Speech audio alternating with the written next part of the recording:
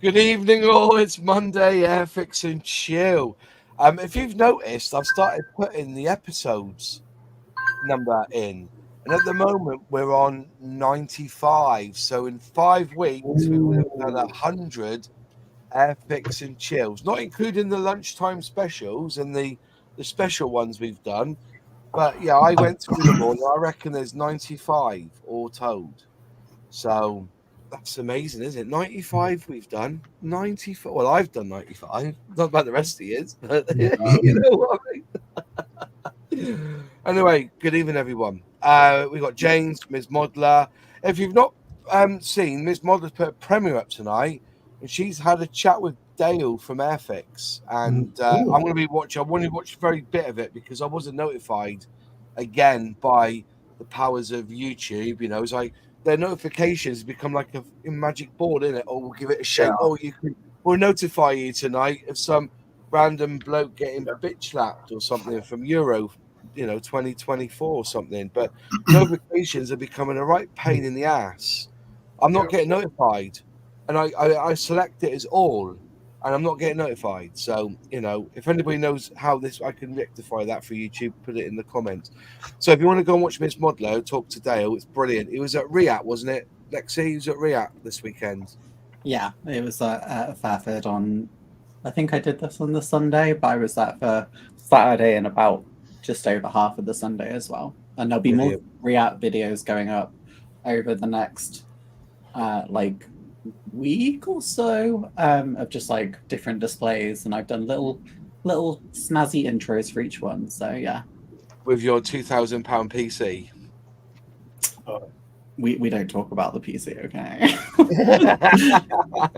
Like my old one was very old and it died and made me very, very sad. So now I have a nice one. Yeah, and it's CrowdStrike proof as well, isn't it? I mean, I do have Linux on a partition, so in theory. Yeah, brilliant. We've got Sully in because I'm glad you're in tonight because we've got a really good chat tonight about dioramas. But we'll come to you in a minute. We've got John Alec, obviously from across the pond. How are you, sir? I'm doing well. How about yourself? Very well, thank you. I see the dog in the background there. He's not going to be looking for ice chip tonight, is he? Yeah, she's scratching out. That's right then. Luke's back from his time away. How are you, my friend? I'm all right, mate. I'm tired. You're tired, are you? I'm absolutely. I've been pulling like 70, 80 hour weeks. Oh. So you want to I'm off today and tomorrow, so I'll be fighting fit by Wednesday. Fair play. We've got Alex on. Alex, how are you, my friend? All good? Oh, he's on mute. He's on mute. There we go. We're back. That's back. Did you get your lifeboats in the end then, Alex? Not yet. Being shipped this week, I believe. I went into a shop just to pull through punches. Like I went into a shop today that sells all sorts of interesting things in Taunton. I've seen some pictures, and they had Shannon's on sale in there, and they're not even a model shop. They weren't even a model shop. Wasn't a lifeboat shop either. It was just a toy shop that do Lego and all this. And they had I couldn't believe it. There's no mention of it on any website. I walked into the shop, and they had Airfix there. Incredible. Yep. Not even a model shop. I'll send you some pictures. You can see what I mean in Taunton. I couldn't believe it. I was like, I've got a mate here who's waiting for lifeboats. And of course, we've got John Parker. How are you, my friend? I'm doing fine. Good. So, dioramas. Now, me personally, I think I've only ever done 2 dioramas in my life. I've noticed that a lot of model shows now, when I go around model shows, you don't necessarily see a plane on a bit of cloth. A lot of people have a tile underneath, just representing some sort of runway or some sort of dirt, just like a picture or something. But I know that there's a lot who actually spend that extra 9 weeks after spending a week on a model creating a diorama for them. You know what I mean? I think diorama is more intense scale modeling than just building a model, painting it, decals, and let it be. Bit of weathering, let it be. But there are those who will spend more time on a base for the thing to give it a little bit more perspective. Now, I know in here we've got Sully who does dioramas. Luke does phenomenal dioramas. I'm not sure about you, Alec. Do you do dioramas at all, or are you just solely build No, I have done dioramas. I haven't done one for a while. dioramas? So we're going to talk about dioramas really tonight, and your thoughts on them. Do they enhance the hobby? Do you know, when I go to scale model shows, when it comes to competitions, it always seems like the dioramas, there's more dioramas now than just plain models. That's how I'm seeing it. Is that taken away from the scale modeling as in competitions, or does it have a place? So I'm gonna start this all off with Sully, because when I've gone to model shows, to be honest with you, every one that I've seen, they've been in a set scene, haven't they? The ones I've seen that you put in competitions, is that just a preferential choice, or have you actually got models that aren't in sort of like a diorama scene that you put into competitions? I've put about, I think I put two dioramas into competitions and about 4, 5, I think it is standalone. Standalone, was it? Yeah. I do enjoy doing dioramas. I do them more often, but obviously the biggest issue was always with dioramas is the space that you put them in afterwards. Yeah. You know, they do take up a lot of room, but I would quite happily do way more dioramas than standalone. But it's all down to space, and to be fair, expending it extra to get all the little bits and pieces that you need to go, to go on it to make it up. Like, yeah. What about you, Luke? Because you do a fair few the models I see you put online, you do it, and then there's a diorama like is it the Northern Ireland one you did the other week? Yeah. Yeah, that was a diorama, wasn't it? Or would you say that was a vignette, whatever they call it?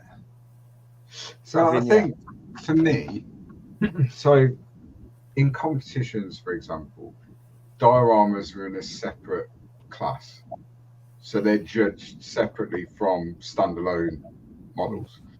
For me, the reason I do it, so that Northern Ireland one, for example, to me, that's not a diorama. I wouldn't consider that a diorama. All I've done is put the built model on a base, which frames the model to me. So everything I build and everything I've built for the last 2.5 years, probably, will be on some sort of base, whether it be aircraft, Warhammer, vehicles, whatever it may be, it's on a base of some sort. I think it's very, very important with armor, because one of the biggest challenges when you build armor at any scale, because we're building generally in styrene or ABS, to try and create the illusion of weight, because these things are heavy, to try and create the illusion of weight for that particular vehicle, it's much easier to do that if you're setting it into ground. It's much easier to create the illusion that this thing's heavy. So that's what I do with armor. Aircraft, I would generally, like you said, put them on some sort of airfield or runway or hard standing or whatever it may be that fits that aircraft and fits the time period. Dioramas I do build quite regularly, but to me a diorama has to tell a story. Okay. I wouldn't consider that Northern Ireland one. I wouldn't consider that a diorama because it's not really telling any story. All it's doing is putting that vehicle at that time where it operated. It's not telling a story. There's no figures on it. There's no crew in that vehicle. There's no civilians. There's no anything. If I was going to do a Northern Ireland diorama, then I'd be trying to tell a story. Now, whether that's, I'm quite lucky because of my background, I can kind of formulate a story or a scene in my head. Or a lot of people go from a photograph. Yeah. An historical photograph of a particular vehicle or aircraft at a particular time. and they'll try and recreate. That's a very difficult thing to do. To try and recreate something in 3 dimensions from a 2-dimensional image is a very tricky thing to do. What I want to have a go at next year, I just don't have the time this year, but next year I want to try and do a box diorama. Oh, Because fair I enough. think that's a whole, it's a whole different ball game, because you're having to really think about where the person's vision is as they're looking through a square or a circle or whatever, and how you're going to create that diorama around what they're looking at. So yeah, I think it, putting something on a base, I do that all the time. Creating dioramas, as Sully said, you're into a whole, if you view dioramas in the way I do, that they should tell some sort of story or depict something, that's tricky. To do it well is very tricky. Does vignette mean 1 item, 1 figure? Both from black sculpt wax. I think a vignette generally stands alone as an item on its own on a small base. I think if I remember, because there was that Northern Ireland one, that would be considered as a vignette. I think because do you remember, Luke, last year the blue lamp when one of mine came second because it hadn't got a figure on it, even though it was in the diorama category, and they were going on by IPMS, which says it has to have at least 1 or 2 figures to make it a diorama. Because it shows the scale of the item that's there. That's right. I think in the UK, and someone in the chat will correct me if I'm wrong. It's a shame Jim's not here, because Jim could answer this from the US point of view. Yeah. But I think in US competitions, for something to be considered as a diorama, it must have a minimum of 5 figures. In the UK, not so much. I think as long as there is 1, like you say, so to show scale and context, it can be considered a diorama. If it doesn't, then it would be considered a vignette. It's really strange because, like I said, if you had like a diorama of a tank that's totally like annihilated, like burnt to a crisp, and you've got the trees in behind that look burnt as well, and the ground's all charred, that to me would be a diorama. Because telling the story that this tank has been destroyed by the enemy. It's very open to interpretation, isn't it? So to me, that would be a vignette. That's how I would see it. To you, it would be a diorama. To someone else, it would just be a burnt vehicle. It's all subjective, really. I mean, the definition of a diorama, according to the Oxford English Dictionary, because I checked it before we went live, is a model representing a scene with 3-dimensional figures, either in miniature or as a large-scale museum. So that's the Oxford. Is that the Oxford, not the Urban Dictionary? Then that's the Oxford Dictionary. I'm too old to use the Urban Dictionary. Oh, the Urban one, yeah. You learn some new things. Nick Johnson has just said, question to Luke, please explain a box diorama. Not heard of that. Okay, so a box diorama is pretty much exactly what it says on the tin. So you construct a diorama in a box or in a container, if you like, and that you only have a small sort of window in one side where you kind of force the person looking at it. If they want to see what's inside that, they've got to look through the window that you've created. So the skill with that comes in. You have to try and picture what that individual is going to look at through that window, and you construct your diorama around that vision and that view. Whereas a diorama that we all build and see, that's a 3-dimensional. You can look at it from every sort of side. Whereas a box diorama, you're forcing the person looking at it to look at it from a specific angle. Yeah. Going back to the blue light, because that was when I first put my first scale model in, so just to have a go at, and I put mine in the I think it was under 143 scale, so like 172, and I put in my whippet, but there was a tractor there on, and I, at the time it I call it a diorama, but you're right, it was a vignette, and they didn't even look at that. They said no, that should have been in the diorama category because it was on a base with grass showing, so he didn't even place. And but they had to be strict on the rules. It was out of the box build. Because it was out. I think they're right when it was like OOB. So it was out. If you put it on any sort of plinth or anything, that's not out of the box, is it? No. Now, the scale modeler who put it in could argue and say, I don't want you to judge me on what it's on. I want you to judge me on that model. And I think, well, if that's the case, then take the tractor off that base that you've created for it. I mean, competitions we all know can be it varies between varying competitions, varying judges. But I still subscribe to the fact that if you're going to enter a competition, it is down to the individual to understand the rules of that category. Yeah. We have to interpret the rules. And what IPMS do at nationals, so for example, if you've got a Spitfire, 148 Spitfire that you've mounted on an airfield base or whatever, and you want to enter that into aircraft, 148 scale aircraft, single engine, rotary, whatever, you can, but they won't judge the base. Does that make sense? They'll judge the aircraft, but they won't judge the base. Just ignore the base. Yeah. And last year there was a lot of controversy. A guy built a World War I trench network.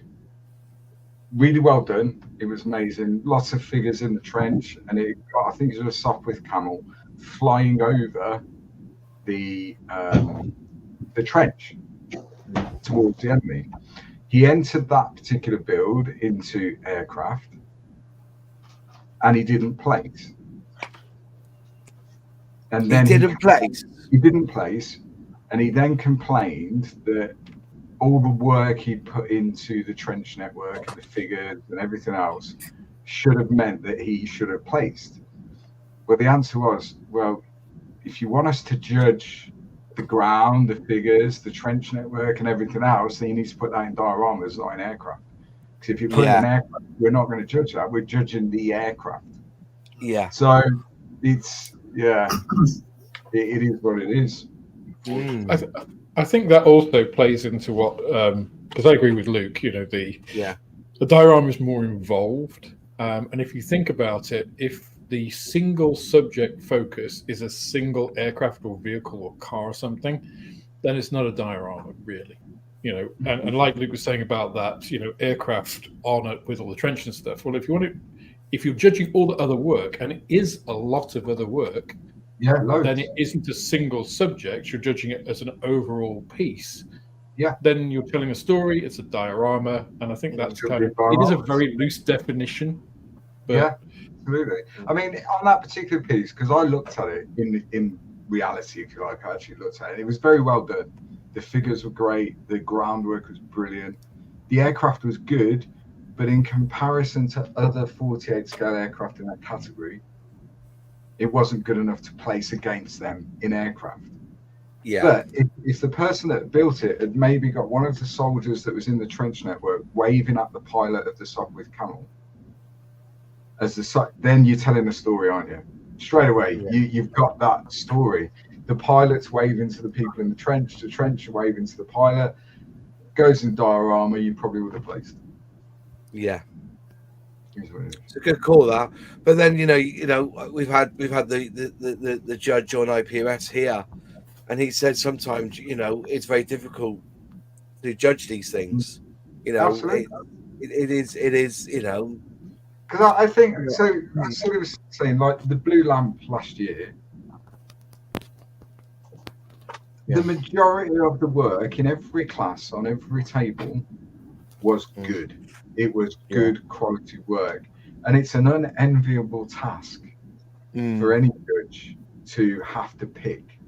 Because for me, I've only judged once, and I didn't like it because the class I was judging, I would have said they were all worthy of a prize. Do you know what I mean? They're all good Yeah. quality work, but then you have to get down to the real sort of nitty gritty. Yeah. So to me, if you're judging dioramas, it's all about the story. Yeah. You know, the standard of the figure painting, the standard of the stuff that's on it is going to be fairly good across the board, because people are at a stage where they think it's good enough to go into a competition. So it's not going to be badly done. It's all then about, like Alex was, it's all about what's that telling me? What emotion is that evoking me as I'm looking at it? What story is this person trying to tell me? Because generally the person that built it's not going to be stood there to tell you. So you've got to try, and it's difficult. It's really difficult. And there are some people that are fantastic at it, and then there are others like myself who try, but 99 times out of 100 miss the mark because it doesn't tell the story that I'm trying to tell. And then someone looks at it months later and they have no clue what story was in my head that I'm trying to tell. John Christmas has just said, wasn't he also told that it will be judged before he decided which act to but put it in anyway, basically? So he was told what he was looking at. So so somebody knows about it. But like I said, it sounds daft, but you know, when I've seen Spitfires. One of the best ones I've ever seen was a Spitfire in a bay, and there was this pile of oil on the deck, basically in the ground, and there was one bullet hole in the side of the cowling. And he just put a little tiny, I don't know how he done it, but he put like a glass drop of a black substance dripping, and then this pile, and he didn't have to look at it, but lucky shot that he got home, sort of thing, and that was the story. It was so simple. Perfect. But you look at it, lucky shot. So he still made and it a lot back. of it. So I cheat. I really cheat with dioramas. So pretty much every diorama I build, I will give it a name. Yeah. That's cheating. That's exactly what that is. It's cheating because now I've given it a name so that the person looking at it will read the name. Then they're looking at the diorama and they're all thinking subconsciously about the name. So does the diorama fit the name I've given it? Cognitive bias. So for that one, if you call that lucky shot, people know exactly what they're looking at. Yeah. Yeah, I kind of got the impression that the plane just made it back. But someone else might not. You would have just made it back. Shot. Yeah. You've done 80% of the work there because people know it. Yeah. I think the difference, we're talking about, what makes a diorama and scenic base and things. And just with you guys talking, like Moss, you said that, it is a diorama because if you think, and this is kind of how I would view it, if you take that aircraft off the base, does it change the way you look at it? And for that one, clearly it does, right? If you just saw the Spitfire with a hole in it, it'd be like, oh, there's a Spitfire with a, been shot. Yeah. Whereas putting it on the base changes what you're saying about that model. Whereas a scenic base, it frames it, it gives you reference. It doesn't necessarily change how you're looking at the model. It's like, I can get the size of it or something, but it doesn't change the perspective of it or tell a story like Luke said. I think that's to me what a diorama is rather than a scenic base. Yeah. Oh, it's a fair shout. But it's as I said, it's an interesting subject, but which brings me on to about the Sully put this in our Discord today, and I wanted to share about it. So if I go to slide 1. So on a particular Facebook group, I can't remember which one it was now, but he's blackened it out to basically hide the information because I don't feel it's right. We should name and shame on here. That's not the point of Airfix and Chill. But so this chap's done this incredible, for me, brilliant diorama, basically of a biplane in a shed. He's done all these little bits here and everything. You've got a guy there, you've got a pilot. Let's make it bigger a minute. Make it bigger. Hopefully that's a little bit bigger for you, not too much. But he's there, you know, saluting on a plinth, and there's some sort of tank there or Bowser, and there's grass there, there's gravel. It looks really good for me. If I come up with someone like that, you know, I would probably, you know, do cartwheels naked. You know, it looks really good to me. And then there's a comment which really got me a little bit, and it got Sully as well, because Sully raged about this, and I kind of agree with him. So somebody wrote a comment dissing this whole scene. This scene infuriates me. Gravel so perfectly placed that it may as well be a Japanese garden. Every piece of wood looks like freshly milled lumber. Muddy ground, but not a speck of mud or dirt anywhere else. And a toy soldier with a huge head and an oven mitt for a hand saluting. No one. It's a child's vision of a diorama which makes every element look more toy-like than it already does. Sorry, ran over. Now, clearly, I don't know what this guy's on, but that is not a fucking toy, is it? You know, come on. That does not look like a toy. You know, it's not cardboard. It's not, you know, he's gone and cut wood, and, you know, there is shading on the wood. You can clearly see on the Bowser there that there's wood that's darkened with a black substance. He's got the grass. All right, the pilot, the skin tone may be a little bit off, but try to work out what that plane is. Does anyone know what that plane is? It's an Albatross D5. Albatross, It is an Albatross, yeah. The D5A. But looking at that, he's put it into a shed. So this must have been all hand built, this shed here. All that wood. He's sprayed up the 12 on the front. He's got a ladder on the left-hand side. There is no mud there because it looks like that they've pushed the plane on top of the pallets anyway. So why would there be mud on the wheels of that plane? I know. I just think he's being a stickler here, and I think he should bugger off. Well, because if I was, think that's brilliant. To be fair, right, if I was to nitpick, because I generally think it's really good. Actually, it's better than something I could pull off. Yeah. I would slightly agree there should be a little bit of mud on there, because obviously if it's come off the airfield, rolls into like literally, it'd be, to be honest with you, maybe a couple of lines of, you know, tyre tracks where the mud's come off, faded about, and then maybe a little bit around the area of the Bowser. That's it. But that's been nitpicky for me. Yeah. I think the problem I think is, the model itself looks absolutely stunning. Yeah. And I think the problem is that the guy might have some valid criticisms to make or some advice or whatever. But the fact that the first line that he says is, "This scene infuriates me," it's like, well, one, take a chill pill. It's like a scene of somebody else's model should never infuriate you if you have some serious anger issues. If that is the case, you know, this is somebody else's model. It's like, if they want to do it that way, that's fine. If you've been invited to say, how can I improve it? Say, well, maybe the gravel is a little bit too even, you know, just maybe put a few specks. You know, you can give advice in a constructive way that doesn't make you sound like an arsehole. Unfortunately, this guy, you know, I mean, the guy's on his way to an aneurysm, isn't he? Well, he sounds like a colossal twat. I mean, I think it's fine. I actually refrain from saying that. I don't know why. I refrained from saying that in the group because I don't know what, I really wanted to go off on one and call him every under the name under the sun.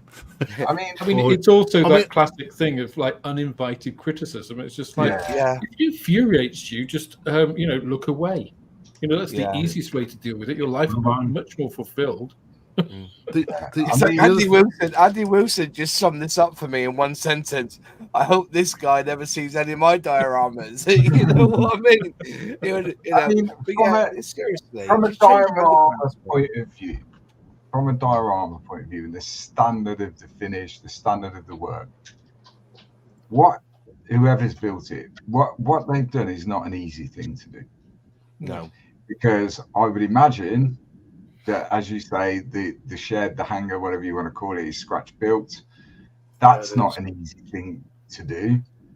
Who's to say that the German Air Force at that time were very particular about not getting gravel onto the wooden planks, and every morning or every evening the crew, the maintenance staff would sweep the wood to put the gravel back where it's supposed to be, etc., etc. Who's to say that? No one. We weren't there. And the standard of work is phenomenal. It's a good quality build. Is it a diorama that tells a story? I don't know, because what's to say that in front of that Bowser there's not a roadway and an officer's walked past and the person is saluting that officer? Which that's exactly what I thought when I saw it. Yeah. Stop. He stopped.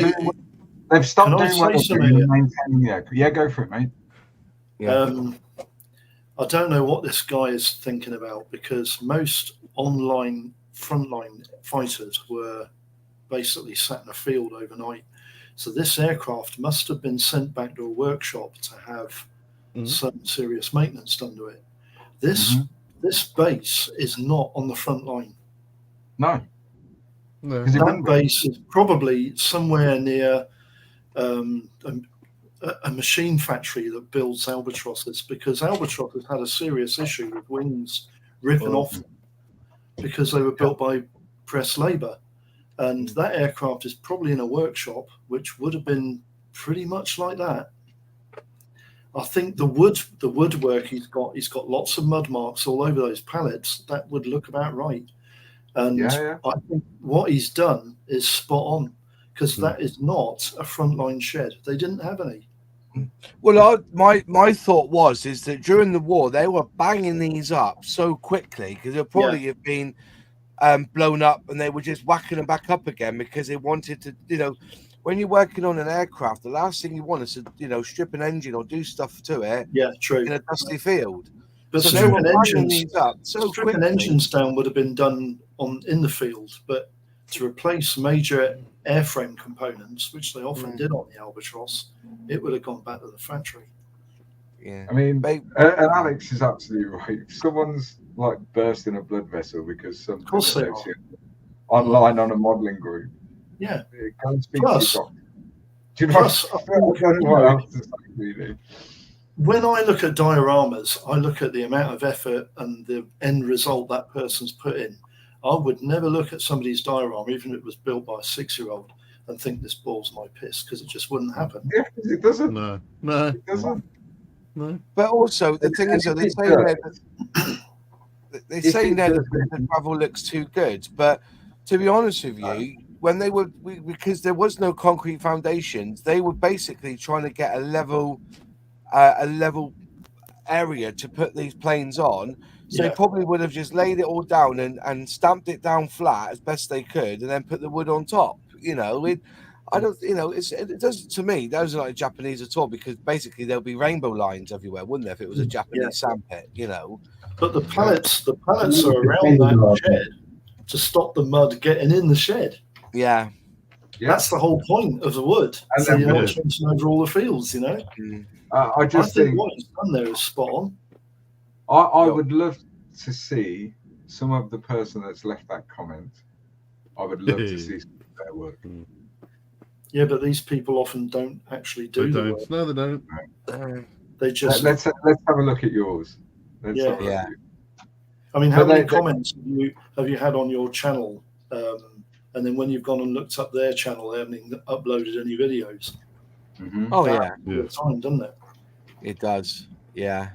I feel like a lot of criticism also comes from the unrealistic expectations that people have about people who make models.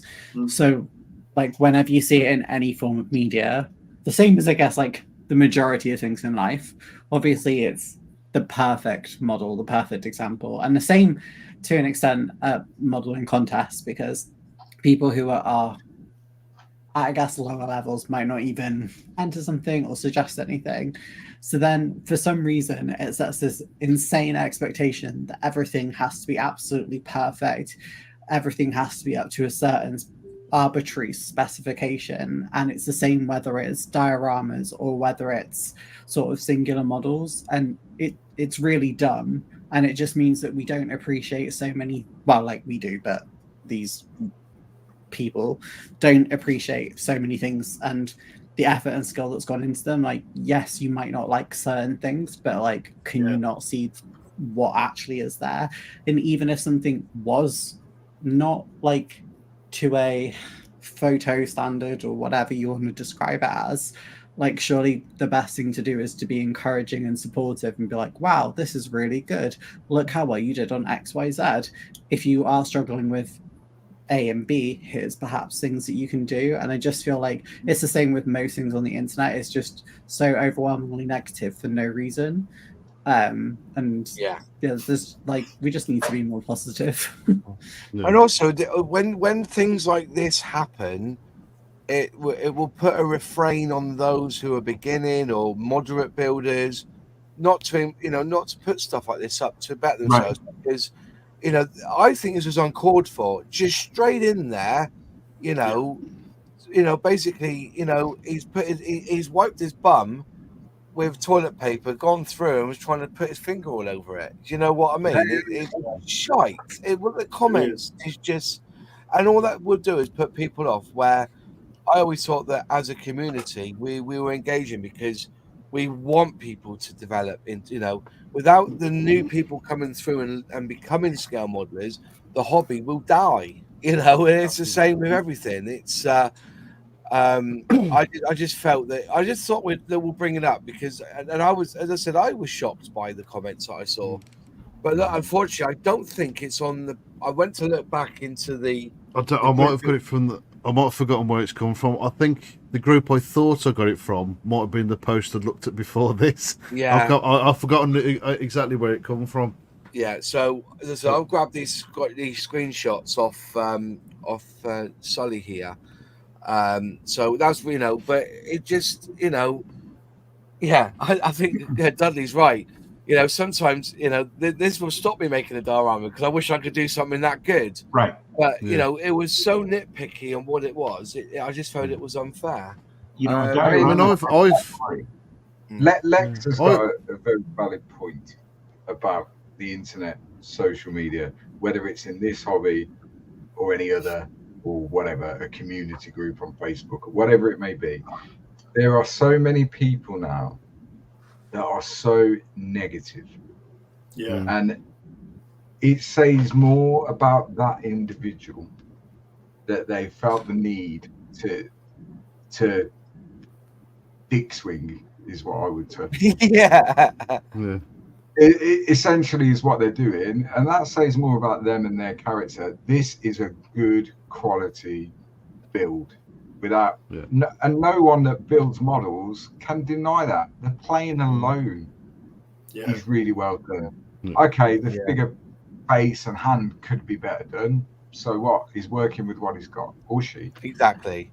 That ladder's pretty good. I reckon that ladder could have been no element of it. As well. If you look at the pallets around the hangar, they are weathered. Yeah. They are. Yeah. I tried to get a better picture, but it's the best I can do. But I don't even know. There's even a compressor right at the back there.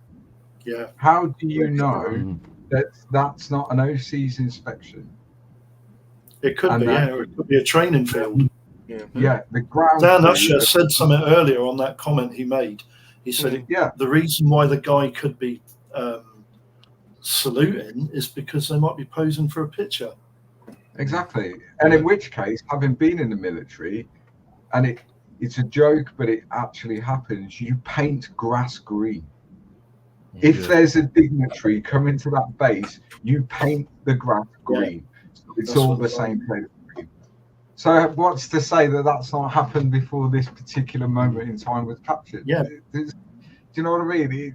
But forget that. Look at the quality of the work. The scratch building of the hangar, the pallets, the way the aircraft's finished.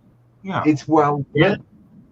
Yeah. The aircraft actually looks spotless, like it's just been polished. Yeah. Because it's been polished, cleaned, because it's in that really, sort of really nice. He's done a lovely job on it. Probably because, like I said, the officers are coming round. Look at that. I don't know, because I was going to add that even the diesel Bowser has got diesel stains on the top. It has, yeah.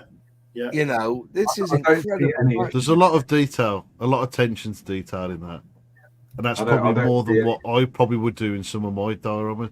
He's even done the rigging. I was just about to say, I was about to say, because I've just noticed that. He's done the rigging. So he's not half. He generally hasn't half-arsed it. Like James said he's got that. He's got to have built that. That's not a kit. That's proper. Yeah. He's measured all that, cut all the everything to the right length and everything, squared It's it not all easy off. And to do. no, I don't think. To be honest with you, I don't think I'd have the patience to do that. No, I wouldn't. I mean, I know I the do some stupid front in-depth wall. stuff like, but I wouldn't have the patience to do that. I might do the front wall, but I wouldn't do the rest of the hanger Yeah. because Yeah. I've just run out. I've Do run you out think of that patience. kit's 48? I would say it's 48. Looking at. Yeah. It looks 48, doesn't it? Yeah. I think don't know. I don't know. No, because you can see the detail on the face. You wouldn't get that good on. Well, no, in a second. That's a 40. No. I think that's 40. That looks like a 48. Which Just means scrolling down, there's the paperwork there. You can see the paperwork You there. just so can't that- see enough of it. Though. Yeah. But, how a guy could rate that and say, I reckon that the plinth he's built is all, done by paper, done by wood. The ladder looks absolutely spot on, and it's and just by looking at the ladder, it looks uneven. So look at the top, you got the big jump, then it gets a little bit. So he could have made that, via with the wood itself. I just think he's done a cracking job, and I think this is what we don't need. It tells a story.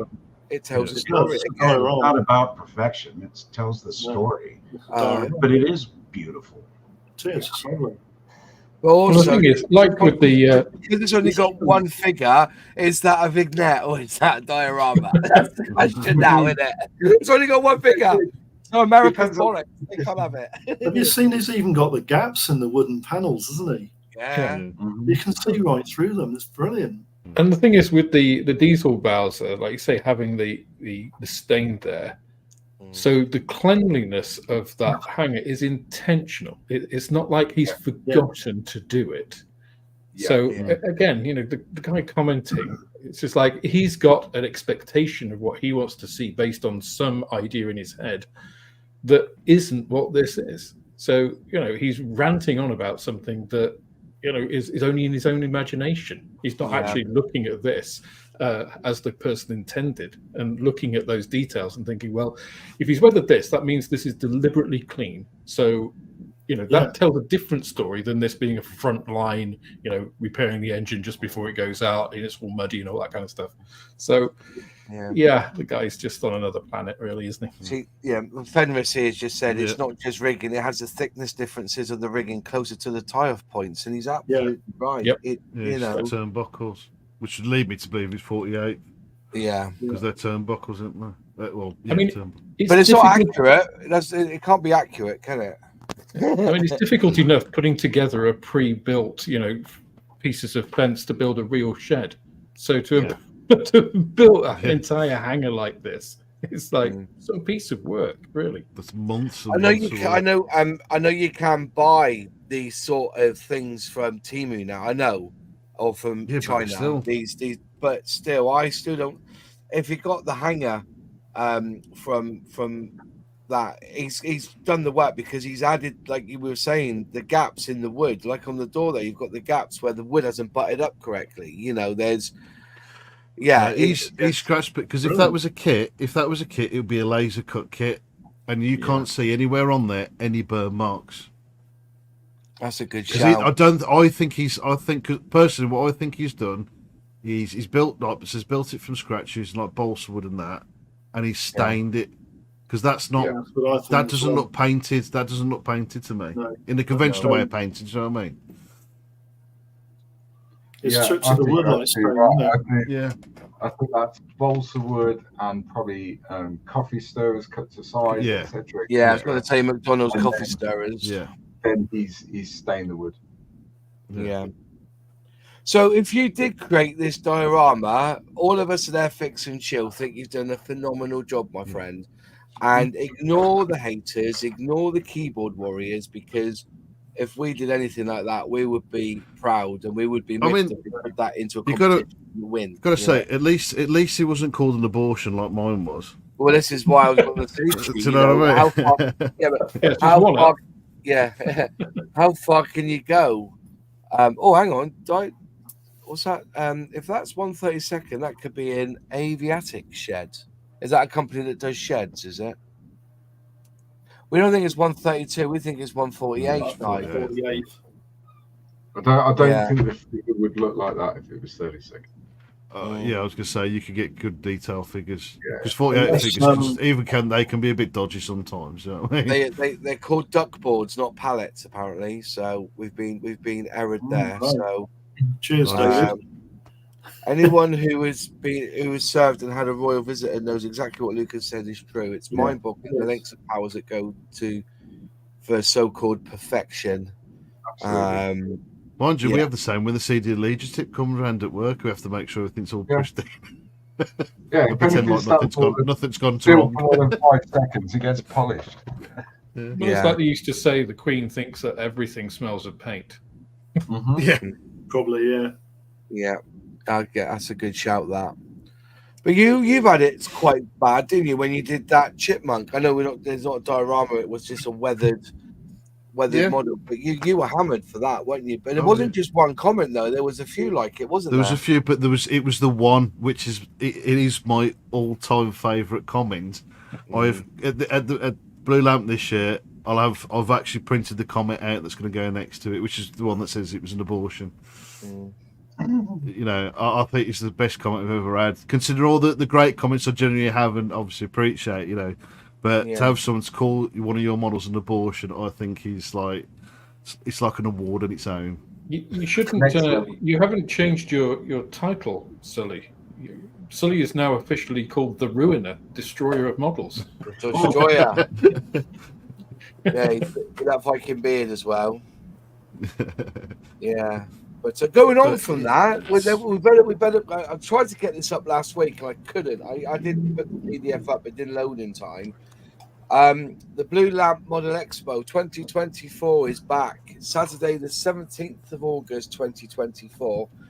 Because it's a Saturday, I don't think I'll be able to attend it. But it was brilliant last year. Was it year before? Yeah, last year you come. Last year. You come. Because it was a Sunday as well, wasn't it? It wasn't a Saturday last year, was it?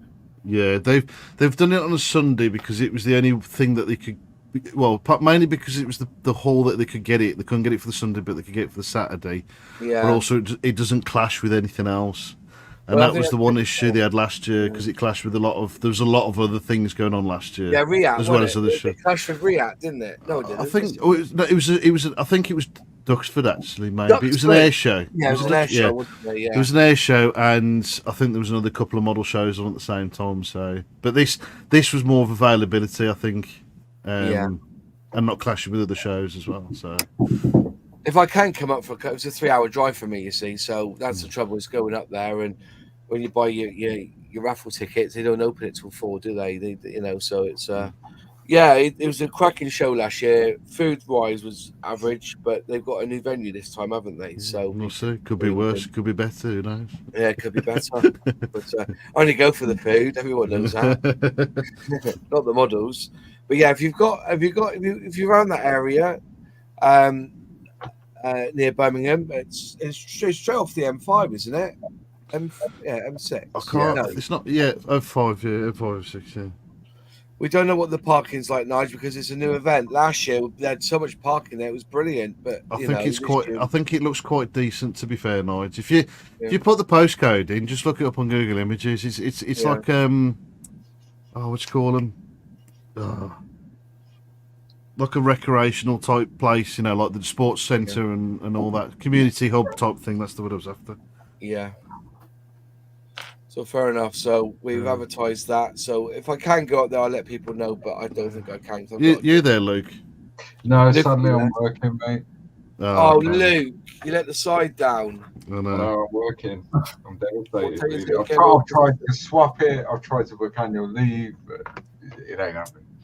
So I'll be there. So that's more important anyway. So if you want Sully and need one of his new stickers, go and see him. Got no stickers. Go and get some stickers. But there you go. So there is a place for dioramas. With some grouch should be little my diorama, I clarify for him that viewing it is only for civil folk. and he has my permission to close his eyes. I did star a comment because David Coombs has put this up, saying this is one of the reasons I left IPMS even after winning national championships. I build for myself these days. What, were you criticised by the judges? I'm not quite sure why you would give up that. Just if you could continue that would be really good. Just let us know one of the reasons why you left the IPMS. I kind of get it. I do kind of get it. So I am as it's no secret, a big fan of competitions, whether they be IPMS, open system, whatever. I do like them, but I've made a decision this year that I won't enter any more competitions. And why is that?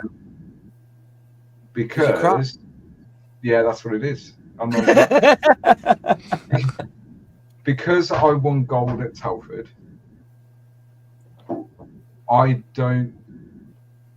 There's nothing else for me that I can win.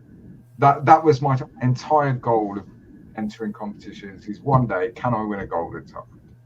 Because to me, that's like, for me, and it's a very personal thing, that was the pinnacle. That's our national show. There's people from all over Europe there, all over the world, really. So if I could do well there, that was it. So now, like David said, I just build for myself or enter any of the competitions. All right, fair shout. I get that. I get that. I've got a fair chance of winning the Blue Lamp then this year. Yeah. But not saying that though, you sound very much like I'm a big fan of, I read a lot of autobiographies and biographies. And funny you say that, Luke, because I was reading Marco Pierre White's biography. And I can't cook. I might be able to build them on, but I can't cook. He was the only chef to give back his, and he said, I call it Michelin 3-star. He goes, 3 stars of Michelin, like that. He goes, 3-star Michelin. Well, they're not, they're macaroons, but anyway, he gave them back because he said, year in, year out, it was guaranteed 3 stars, but the pleasure had gone because he was actually cooking to one particular set of standards. Yes. And it got boring. And he felt that he was concentrating more on making sure he reached that standard set for those 3-star Michelin, that he gave them back and told him to basically, Foxtrot Oscar, I'm going to cook the way I do. And basically, what I've seen of him so far is mostly tomato sauce and 2 bottles of Worcester sauce mixed together. You know, he's totally changed his outlook and his thought on his cooking. And I think it's a fair shout. If you've won gold, I suppose you could think maybe I could be a two-time winner, 3-time winner. Or you could go but what I'm saying is that, when you've got the likes of Lewis Hamilton and Max Verstappen always trying to get that next, racing to win, you're champion for 3 months, basically. Then you're onto it again, aren't you, to the next round? Yeah. And there's still that strive to be Formula 1 champion, or 8-time, 6-time, 5-time. Yeah. Then you feel that in your decision that maybe you could be 3 times gold winner of IPMS, or do you not? Are you trying to be humble? The reason, yeah. So it's no secret, anyone that's a member of the club, or like, my personal circumstances have changed significantly this year. Yeah, I get that. So as a result of that, time at the bench is more limited than it ever has been. That's just life. It happens. So when I'm at the bench now, my priority is running the club. Because that's where, when someone's joined the club 2 years ago and they couldn't put an Airfix quick build together, and now they're building vignettes, dioramas to a good, that's where I get kind of burst from, if you like. But for me personally, building for competitions, firstly, I don't have the time anymore to build something that I would put on a competition table. Yeah, I just don't have that time to that level of detail to be competitive. Yeah, I don't even do that. I just build mine. If it looks good by the end of it, I think, go on then. And I that's ain't gonna not make that. maybe, I'm not gonna go that far. I can't be asked to go that far. yeah, maybe at a local show, if we're there as a club, and I've built something that I think, oh well, that's all right. Let's stick it in. Yes, that's it. Yeah. But That's what it should be, I think. yeah, building for a national competition now and entering national competition, where it's tough. It is tough. Mm. I don't have the time, but that's not an excuse. I don't have the motivation to spend that time building to that standard where I'd be happy to put something on the table at a national competition. I wasn't being critical. I just want to see your view, because as somebody who's never won anything in a competition, then I've never actually put stuff on. You build for years, and you don't really, the appeal was for me. Let's turn it round. Okay, so I won gold at Telford. Brilliant. How many subscribers you got? How many people watch your content? That's where your buzz comes from. The fact you've never won gold at Telford doesn't fucking matter, does it? Because what you get from the hobby and what you put into the hobby is in a completely different area to competition builds, and you get your buzz from interacting with your community. That's where you get it, and the fact you love Airfix and you're involved with Airfix, that's where your buzz comes from. So, and in 10 years that might change for you. Do you know what I mean? You don't know. Yeah. But yeah, I like the thrill of building. Yeah. For me, my priority is to make sure the club runs smoothly. We don't get comments like that one we were just talking about posting up builds, and that's my priority now, and that's where I want to dedicate my now limited time to, and just enjoy the hobby for what it is, building models. And also you can, as you said, you're more now, in some sort of realm, being in charge of that group. You are. I'm trying to think of the word. I wouldn't say you were like a guru at scale modeling, but you were somebody who can, you're somebody that people can ask. What did you do here? Mentor. What did you do there? Yeah, that's the word I was trying to think. I wouldn't say guru, because I'm not expecting you to be in like a meditative state, like and praying for people, guys. But you're somebody who can mentor all that. Yeah.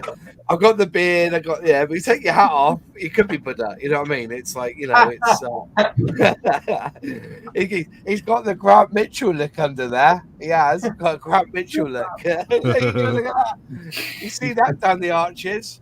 So I think the hobby. One of the things I love about the hobby is that for a person involved in it, whether you run a club, enter competitions, run a YouTube, whatever it may be, or you just sit at a dining table with a tray and build for a couple of hours on a Sunday afternoon, whatever it may be, the hobby is so open to everything. It's not like, I don't know, golf. Well, if you're going to play golf, you have to go to a golf course, you need a set of clubs, and you try and get better at playing golf. The hobby is so varied and so diverse, and so it will naturally evolve for the individual over time. Whether that be into different genres, techniques, competitions, running clubs, whatever, it will evolve. And the hobby is so open to that. It's so open to that, and that should be embraced by everyone that's part of it. That evolution of the hobby that will last you a lifetime.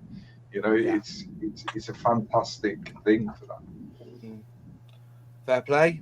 Diana, I never thought about entering a competition, but it's that self-doubt that I'm not good enough, or is it the fact that I can't be asked with all the faff? I'm not sure. And that's something you've got to work out for yourself, mate. It's judging is subjective as well. I used to specifically build motor vehicles, but hated doing showroom models, preferred grubby and beat up. Yeah, it depends what the judge is looking for, I guess.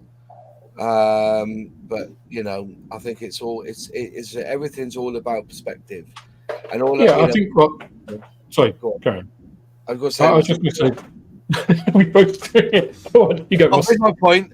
All I'm saying is that we brought this up because there's no place for this criticism with dioramas and doing whatever.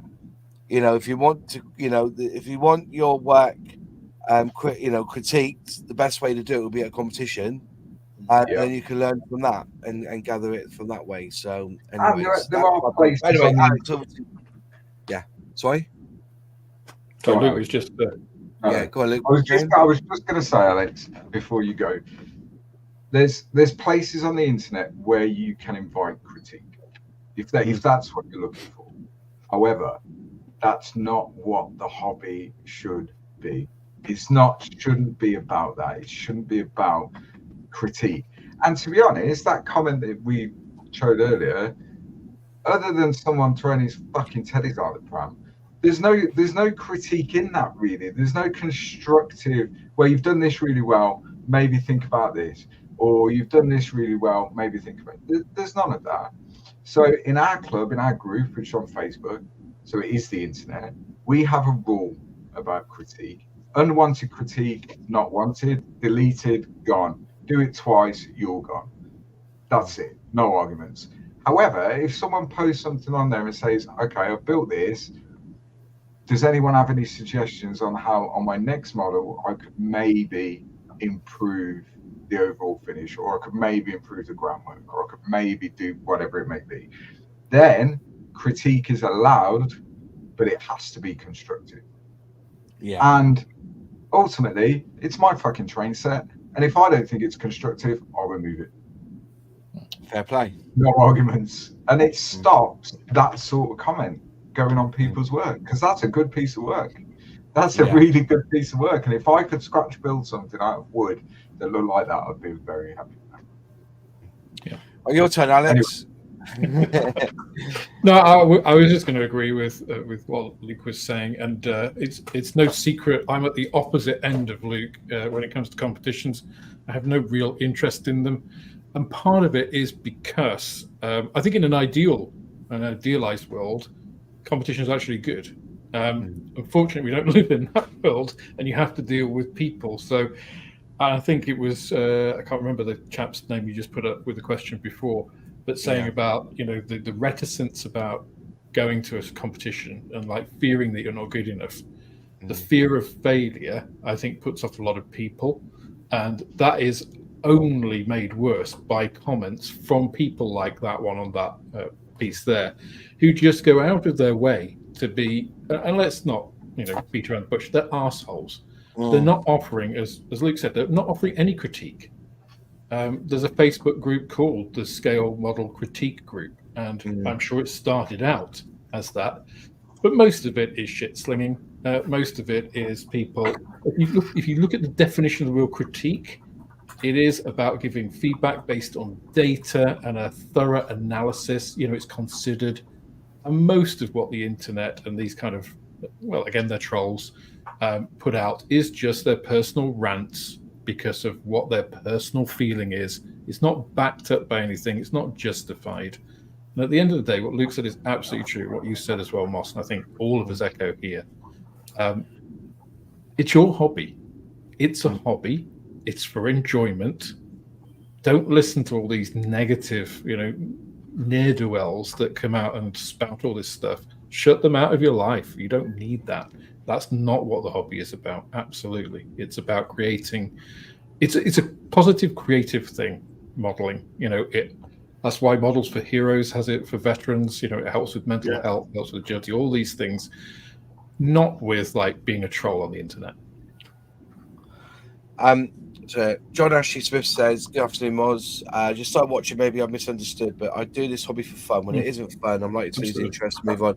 Yeah, if you watch it from the beginning, you'll see that there was some comments made about a diorama, and we felt they were a bit uncalled for. You know, if we were judging something, if somebody did that in our group and we were maybe, I don't even know which group it is. Sully sent this to me, and I thought it was a bit harsh what the guy had said about the diorama.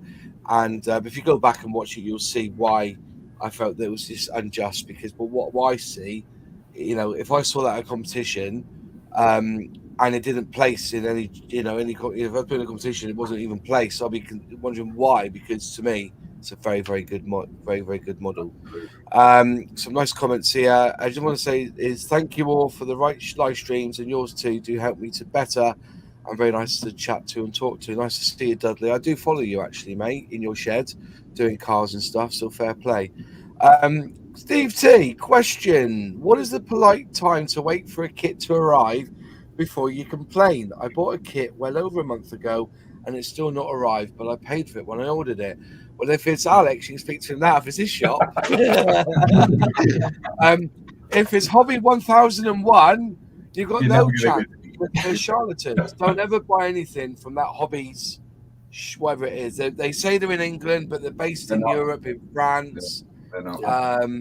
Is it Hobby 101? It doesn't matter what you type in on a search engine. Any product, any kit, any accessory, whatever, they will always show it in stock. It's a Hobby 1001, isn't it? Yeah. But They are charlatans. they're full of shit. You send them the money, you'll never receive it. And they got an English phone number that doesn't even work. You end up talking to some girl saying, "Oh, you know, never doesn't even work." My antivirus won't let me look at their website. So, Oh yeah, you said that they banned you, didn't they? my antivirus, Wow. it says I can bypass it, but they say this is not a good place. Don't go there. Yeah, exactly. It's a French company that's got, you know, I ordered Tamiya panel line accent in black. I ended up with Humbrol black wash. You know what I mean? I'm like, so I took the picture, and I'll tell you the thing is, though, is I wouldn't have minded, but the Humbrol wash was like £3, and this panel line was like 12 quid. And then when you actually look behind it, you've got an English number. They've got, but the funny thing is, she comes up with hobbies1001.co.uk. As soon as you buy something, it goes to the .eu now, or FR, I think it is. Yeah, France. But do not buy off Hobbies 1001. As soon as they realise that they're a bunch of shitsters, then they won't even bother advertising. But I reported them. I even put a review that how dog shit they were, and they had it removed because I used the word half-cocked in the sentence. I said, this company is half-cocked, and they removed it because it had the word cock in it. And I was like, that fuck off, like that.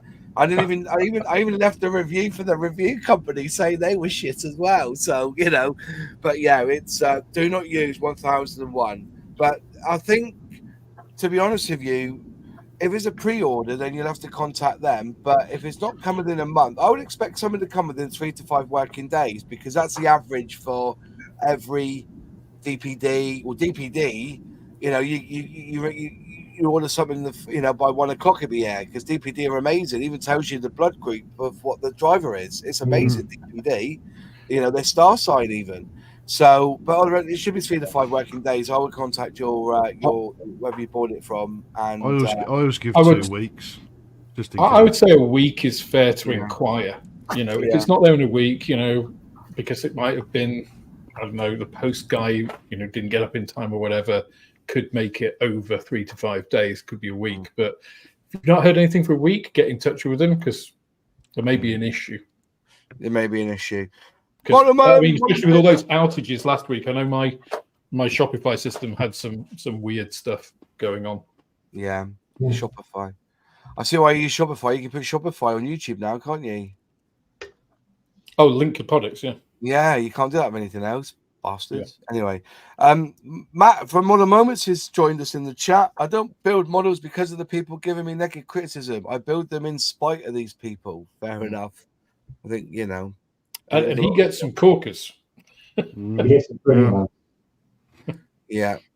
Scrolling down. I'm in Canada. When I order from the Far East, yeah. When I order from the USA, I have to pay on the overseas parcel. Does not make sense. Yeah.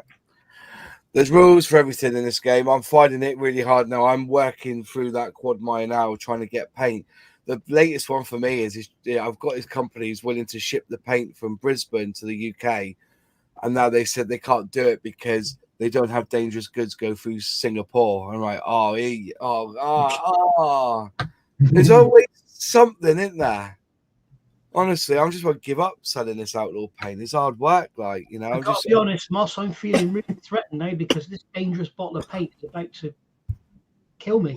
Steady on there, Nige. Don't tell everyone. Dangerous, Really? I drank it the other night. So everything in this hobby is designed to kill us. Yeah. I should point out Nigel had hair before he started using Outlaw paint. No, that was long time before Outlaw paints ever existed, James. Hey, using Outlaw paint, you could paint it back on, Nigel. What makes me laugh is that another thing, folks.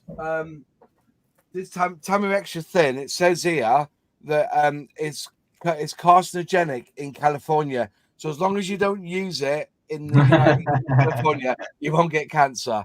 All right. So, but that's what it says. Everything is carcinogenic in California. It is, yeah. Even Arnold Schwarzenegger is carcinogenic in California. Do you know when you get a diet drink, it's got aspartame and phenolphthalein in it? In America, those two chemicals are banned because they've proven to be carcinogenic, and yet everywhere else in the world they still use it. Well, that's something. Well, actually, Nigel, because they're wrong. What it is, it's just like Miko, for instance. Miko in enamel. It was they tried it on mice. They ended up getting lesions on their liver. So what they say is they've banned it in enamel paints as Miko because it's suspected of causing cancer. They've got no proof that it will cause cancer to humans because they have no proof. All they can say is that in mice, they got lesions on their liver. Which, what I want to know is how did they give them to the rats and the mice? Did they inject it into their bloodstream? Because then it would give them lesions. The real hard bit, Moss, is to get rats and mice to learn how to make aircraft model kits. It takes years of But I mean, that thing about phenylalanine. Phenylalanine is one of the essential amino acids in your proteins. So you need phenylalanine, otherwise you die.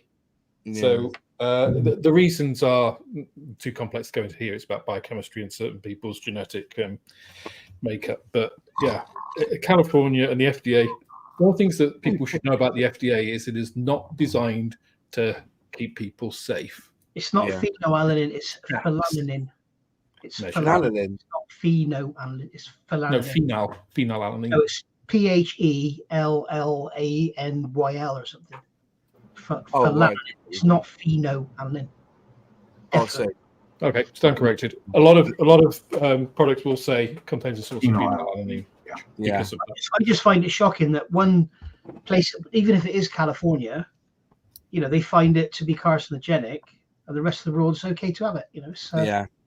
It's different standards of scientific proof, Nigel. Yeah. The funniest ever I had was in my days of engineering. I used to use some chemicals that we'd put them in coolants to clean the machine out, and they were proven to be harmful to the unborn child. So when we had these chemicals in the machine, we could only have men operating the machine. And I asked this woman to go on there, and she said, "You've put that chemical in there." I said, "You're 55 and you're fucking ugly. Who's going to ask you to fucking give a baby?" Nice. Yeah. Somebody sent me a picture the other day, which I thought was quite interesting. I've done it as well, but I'll get it up on my phone because I haven't got it on the computer. That apparently Tamiya varnishes have a warning in Japanese on the lid, and when you translate this Japanese writing, it says "Do not use on water decals." Who would have thought? I mean, I don't use it personally, but I thought, why is that warning in Japanese? Why haven't it? If it's in this country, surely it should be a warning in English as well. But apparently, it dissolves and cracks the water decals. I've never had a problem using Tamiya varnishes on decals. Yeah. The problem I've had is using Tamiya decal setting solutions on decals. It's a strong stuff, isn't it? That mark set, isn't it? It's super strong, evil. Yeah. It's paint. That's why they got it. Tamiya decals are quite thick, aren't they? So yeah, they're decals. Like blotting paper, aren't they? You get to fit while they're all right, aren't they? Where is it to? Where's this picture to? Yeah. So apparently, if you don't use it, because there you go. So that's the warning on the clear, and then if you do a Google Translate, do not spray on top of slide marks, stickers, etc.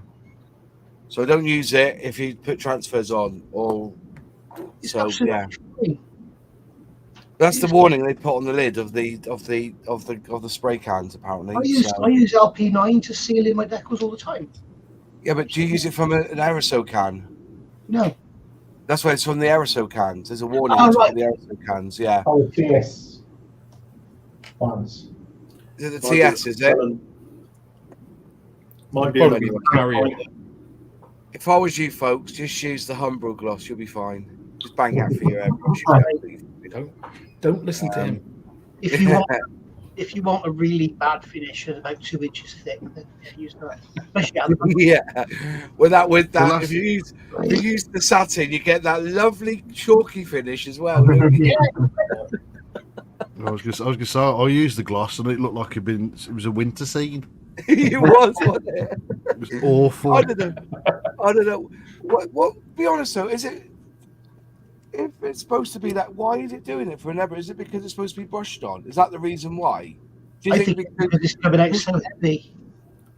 Yeah. Last time I used a Humbrol aerosol can, it was like using a fucking, sorry for my language, it was like using a spray gun on a car. It was like just Yeah. bloody. But then I will recommend the Humbrol spray tins to anyone if they want to use them. I think when I've used them in the past, if I'm doing like a car and I can't be asked getting the airbrush out and I've got the tin of it, go over it twice. It does leave a really good finish. I just wish the paint that's in those tins they put in a dropper bottle because it's better paint. Do you know, I've never seen Humbrol sprays anywhere. Really? No, never. No. I tell a lie. I've seen them on your camera. Yes, that's right. Yeah, that's the only place. The British Racing Green was phenomenal. That was 2 coats, that was, and I got a lovely finish on it. But yeah, it's really good. It's good stuff. If you brush paint Humbrol varnishes, you have to thin them. But they're saying you can spray them through the airbrush without thinning them down. If you try using a brush with a Humbrol varnishes onto a kit, it looks like a bloody. What PSI setting are they recommending for that, Moss? Like 100? 12 to 15, I think, isn't it? 127. The aerosol. I've got a bottle. Use here, a truck tire. The aerosol. I was gonna say it recommends a bigger compressor. The aerosol 100 psi with a 0.8 nozzle. It's like Put it on with a Karcher. That's Or true. sit on piles from one connected to a piles cushion. yeah, you're right, John. My bloody pressure washer is more gentle than a Humbrol aerosol. Right. Yeah, put it on with a Karcher or go on a treat. But the thing is that this one's water soluble, isn't it? So you can water it down with water. But I wouldn't. No. I've seen people spray this stuff and they've got some good results. But yeah, what goes? Yeah, If I use a brush to put Humbrol thinners on, and you don't thin it out, it just looks like the North Sea. Yeah. What do you thin it with, John? Hmm? What do you thin it with? Humbrol thinners. Humbrol thinners, acrylic thinners. But the thing is, when you use Humbrol thinners, you can't apply the brush quickly, otherwise you leave loads of bubbles. You have to use it very slowly, and then you get a beautiful finish. Yeah. But apparently, you can spray this straight from the bottle through an airbrush. People do it. I think Matt from Model Moments sprayed it. Did all right with it, but I've never gone with it with the glass. The only thing I will say is good for is dipping your canopy glass in. It is good for that, and I've done that a few times. That's why it's a little bit missing, because I've used that to dip canopy. If I've got a shitty canopy, I'll dip it in here and leave it to dry. But other than that, apparently you can spray this. But it says here to apply it thinly. It doesn't say. It just says it's water soluble. That's all. So and they've got like a booklet. It says appeal for more information. It's just that wording in different lingo. So, but it hasn't got any sort of warnings or hazards on this. Like every other bottle of lacquer or gloss has got lots of warning and hazards. But this one hasn't, so I presume you can drink it and you'll be fine. Just make sure, just say here, eye contact, remove contact lenses. So if you get it in your eye, you have to wash it out. Just remove the contact lenses because they'll have like a really good canopy coat on it, like, you know, like glass. But yeah, I should imagine it's just a reformulation of future floor polish then. I guess so. You could dip canopies in it and spray it directly from the bottle. It's not white, it's clear, yeah? Yeah. The glosses, anyway. The matte's got like a finish to it. But as I said, I've been doing it for years, putting canopies in this stuff. That's what I use it for. Because I've never used this clear gloss or furniture thing because I'm always scared I'm going to get the wrong bottle.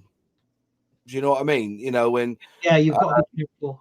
And there are people that show you where they've used it in the past and it's gone yellow because they didn't realize they changed the chemicals in them. Yeah, I don't use it anymore, Moss.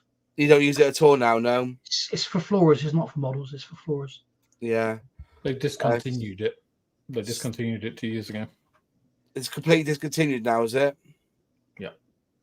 I in spray formulation that is useful. Yeah.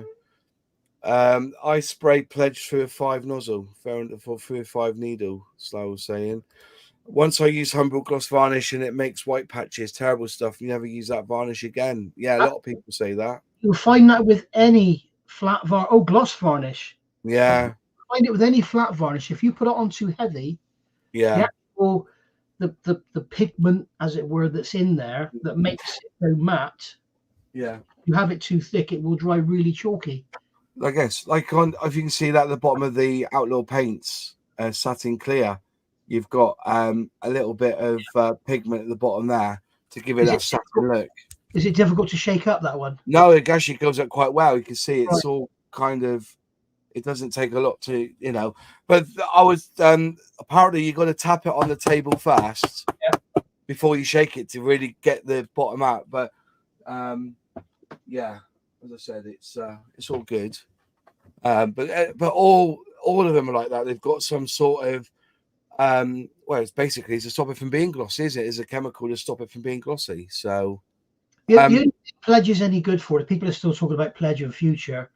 If you've got really old decals, you can put the decal in the water, spray some Pledge on your model, and then put the decal down and position it and then press it down.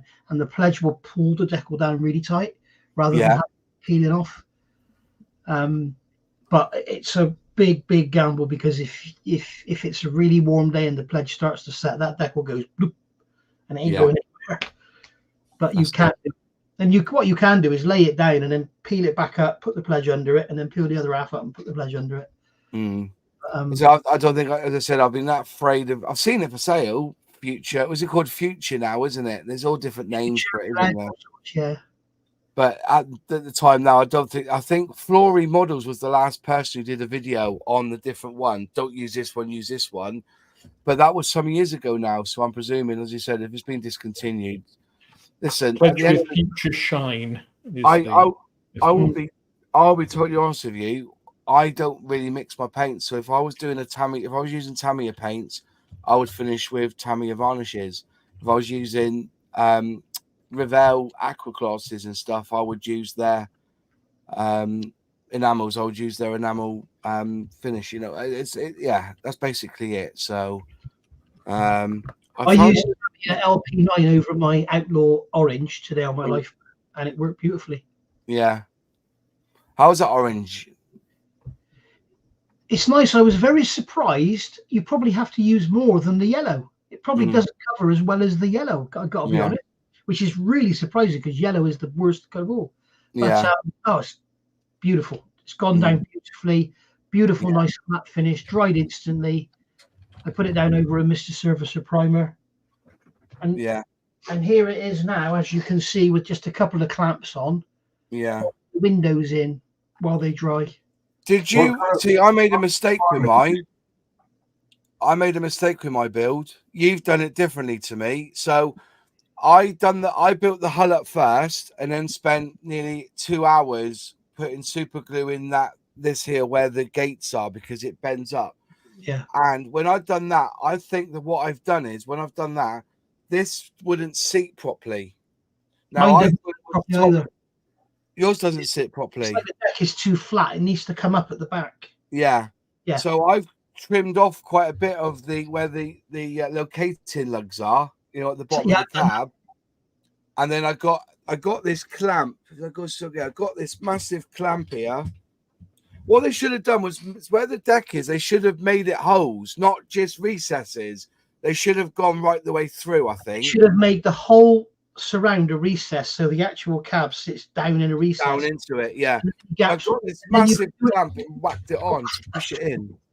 Yeah, I was like that. I thought I needed, because the clamps I had, I like, right, that's it. Crunch, crunch, crunch. And I got it to go down, but there's a very minute gap around the side. But you follow me on this one. I say this is not a starter set. This is a gift set, isn't it? Well, I'm doing what I'm doing with mine. I've only painted around the windows, and I'm putting the top on, clamp it down, Mr. Surfacer, cotton bud, no seam, and then paint the deck, and then mask the deck and paint the orange. Oh, I did it all in 3 stages. Yeah. How did you get on with your windows? I had real problems with the windows. I went in fine with me. Mine, Absolutely fine. they were all sticking out. No, mine are fine. Mine have actually gone in all good. Yeah, mine are good. Sticking out at the bottom. No, they're all level at the bottom. Oh, mine must have been warped then. I've had to put the windows and in. Also, this bit here, when you do it, this bit here should, in theory, reach to that point there. Yeah. It does. Well, good instruction, it should go in there. It doesn't. It finishes there. Right. That's one thing I find. You know, you look at the instructions on here. Where is it to? As I said, it's only finicky points, but you can see in the instructions. It says, T29 goes to that hole. Goes to that hole, but it doesn't even reach. It's too short. Somebody said that was missing. There was a piece missing, but I haven't found this piece missing yet on mine. It was too short. Story of my bloody life. Yeah. It was too short. And also that whatever you've got to do, and thanks to James, he told me that every hull could be different. So if you go by the scheme, because I'm doing the Exmouth Lifeboat, they've got a white bottom. Yes. This should be black here. Yeah. But I've done it white, and also I was really pleased with that Nichiban tape. I got that line absolutely supple, mate. Absolutely great. Also, some of them have got light decks, and some of them got dark decks. Yeah, mine's got pure black deck. Mine's black. Because they show me a picture on top, so mine's completely black. Where some of them is like aircraft grey, and some are a bit darker. Yeah, some are like a German grey, and some are like a very light, like an XF19 almost, very light. And also all the frame rails, they tell you Humbrol 27 in the instructions, but some of those are light and dark. Yeah. Well, what I found was on this one, it's not so bad, but some of them are black on the top, and then they have the grey going down. So yeah, I think you've got to really research which one you're going to do. And also, I was stupid, but I wasn't paying attention. I basically got the RNLI 13 off the original decal and just cut the number off. I thought I'll just use the numbers, the 03 on the thing. But it's a different bloody font in there. It's a different font. On the extra decal sheet you've got, that's a different font. So the 3 looks odd on mine. So it's one of them, isn't it? You're like, bollocks. But what I'd like to see, what I'd really like to see with this, and this might inspire Luke because he's right up for this.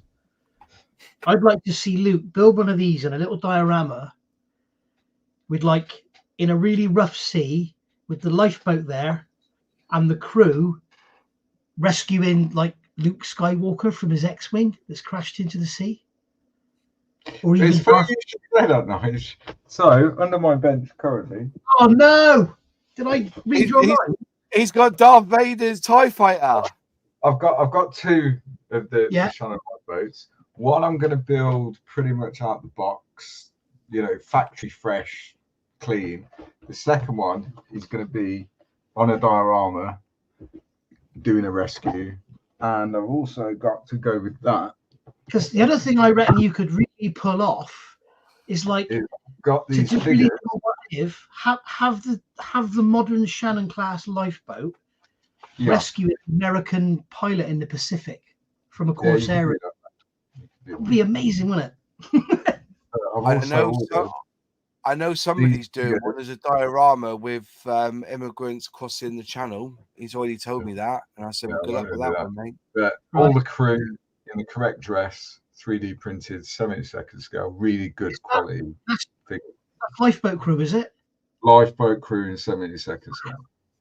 Well, who's done that then? Is that you? You've done that? No, I haven't done that, no, but I know someone that had the files and were able to print off. I think there's one, two. Wow. There's Can I 10 just point figures, out? plus like ropes and all that sort of stuff. Can I just point out that the yellow we've done for Outlaw matches the uniform they wear now? So I'm just I know putting it out this. there. Just putting it out there. Because we went between the two yellows, you see. There's the yellow I'm good to stripe. know. Yeah. I'm good to go. Yeah. There's the yellow stripe, which is slightly off, but we think that's because it's been sprayed on a blue, we think, anyway. Yeah. But we went more for the uniform because I think those figures will sell well. Whoever brings out those figures will make a few quid on it. But yeah, Moss is paint that where that decal goes. Yeah.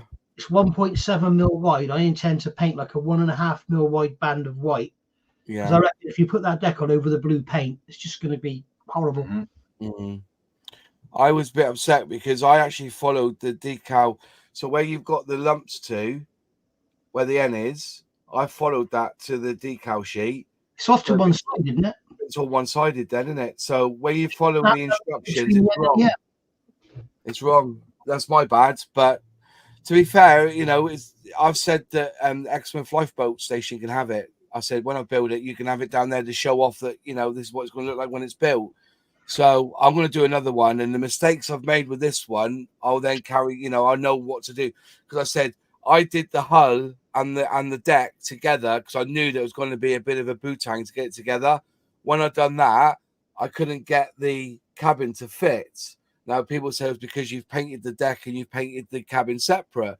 Well, no, but I think because I've pulled down so hard on here to get rid of that gap from where the screw gate was, I think I've made it go like that, if you know what I mean. So now it's not fitting right.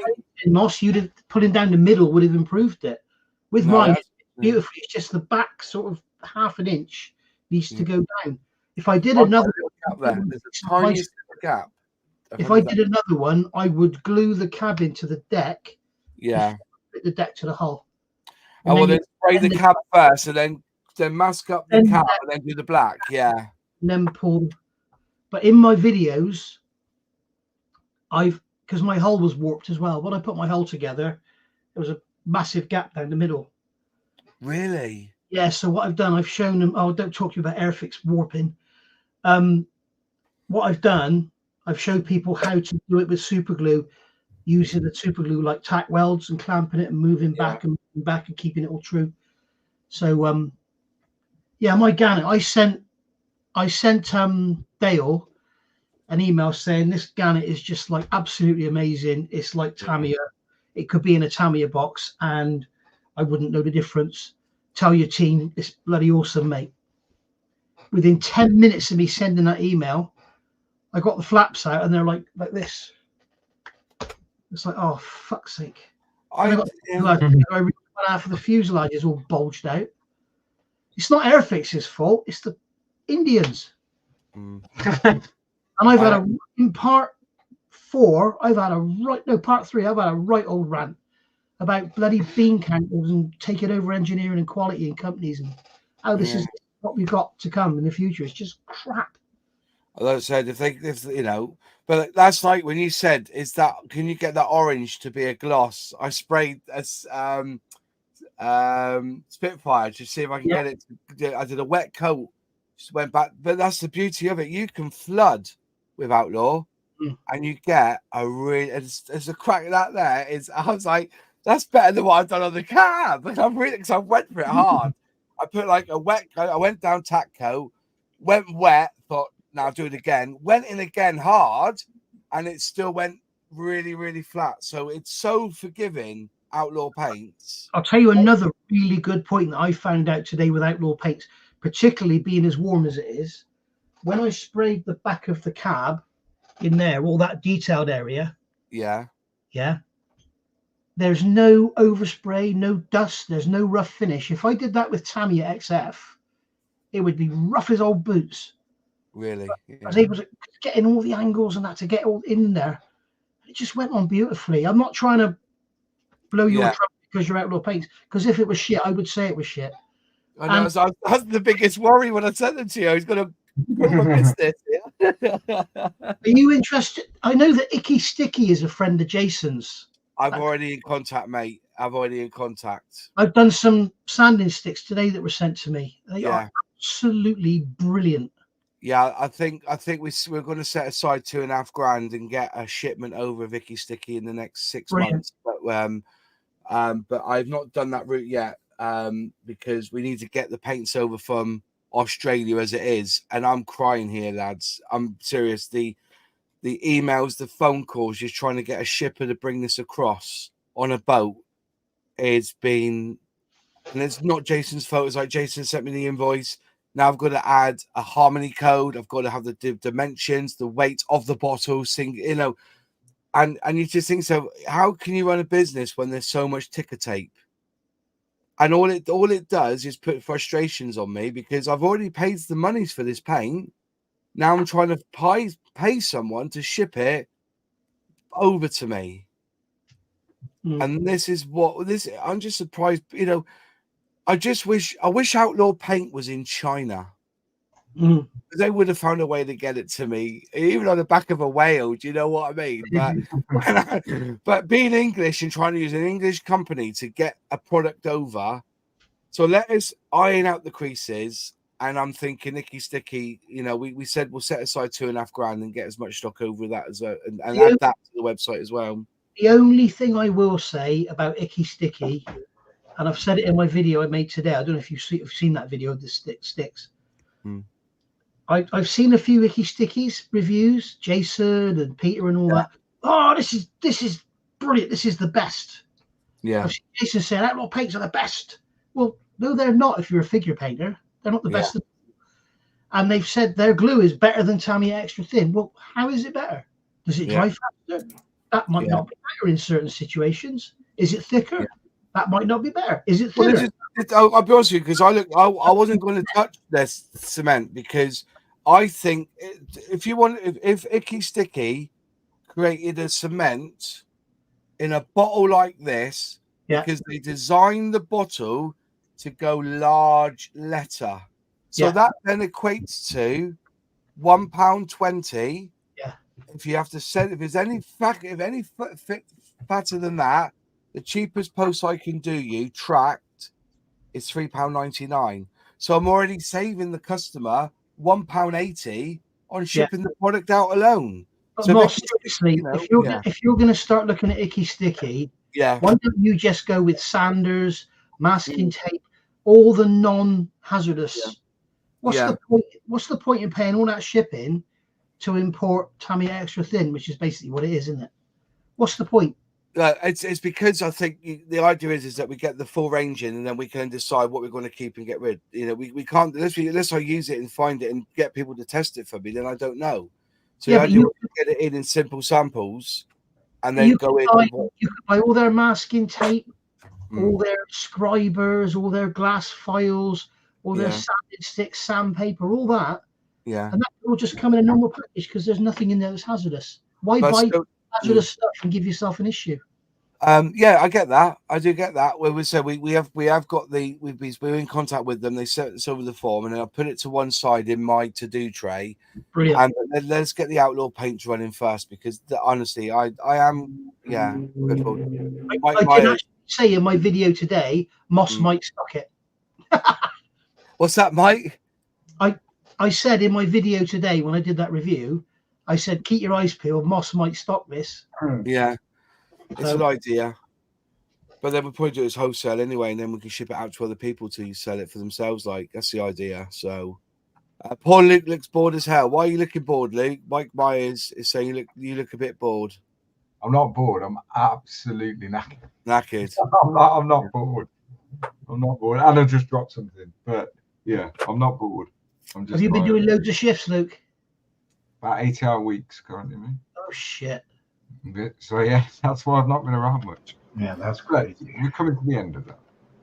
John, I just got to say, the beauty of this bottle here is that if you turn it up right and just squeeze, then let go, it pulls the the glue the cement back in.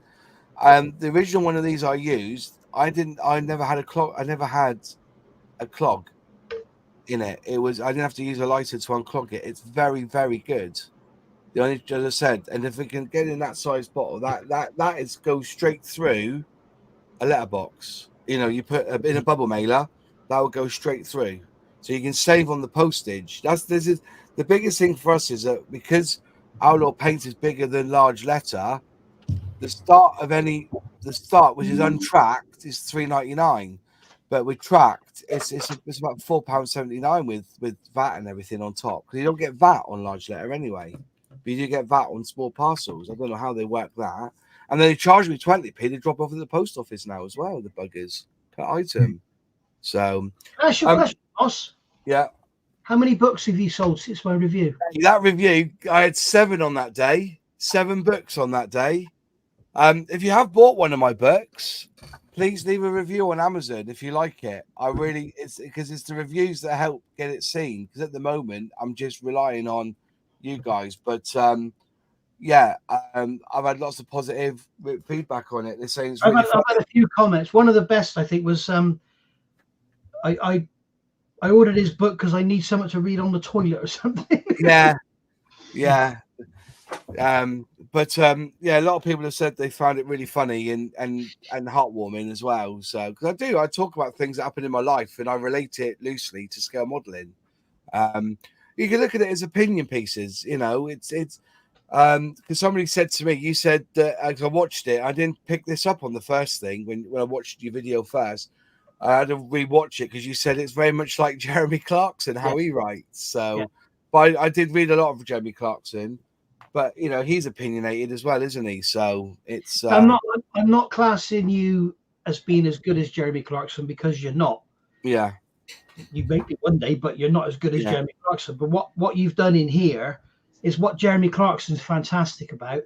He can review the latest Porsche and compare it to a bowl of bolognese versus a bowl of cornflakes, you know? Oh, fair play. Yeah, it's just completely unrelated.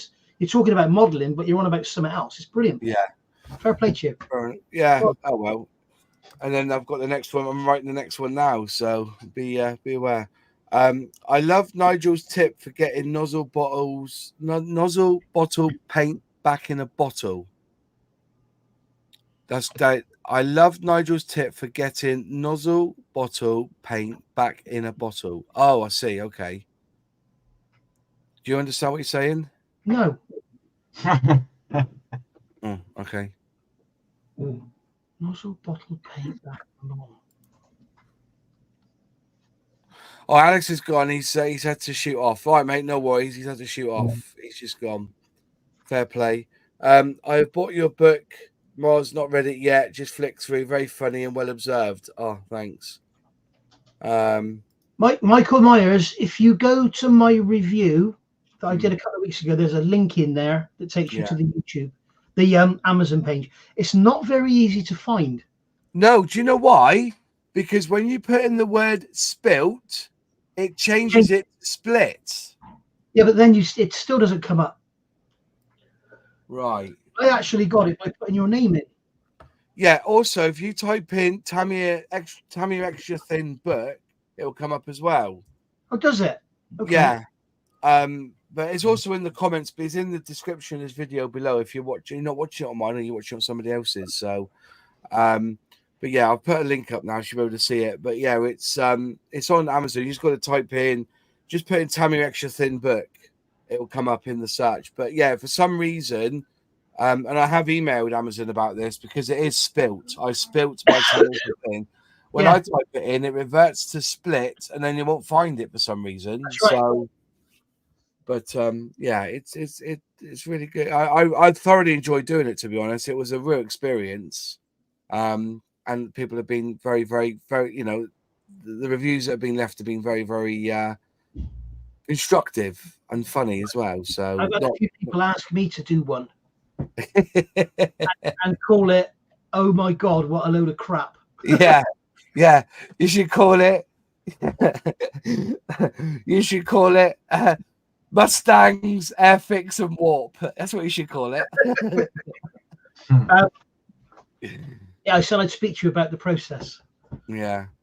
But it was, yeah, so I basically wrote articles on my Substack, which I've now hidden, so people that have read them, you know, or if you become a Substack subscriber and pay for it, you can read the old articles. But I did about 15, 16, and somebody said these are really good. What you should do is combine them into a book, just edit them slightly so they fit into, so it being like, oh, subscribe to me on here and do that. Just remove all the bump and just keep the articles in and add a few pictures, and away you go. And so that's what I did. I then carried on writing me articles, and then I formatted them ready. And then a chap in India from Fiverr cost me about 120 pounds it was. And he then formatted it into a books form for me that will be seen on Amazon. And then I've got the copy printed off, then gave it to 3 people, 3 proofreaders, who then came back to me with what they think needed to be changed and make sure it was all correct.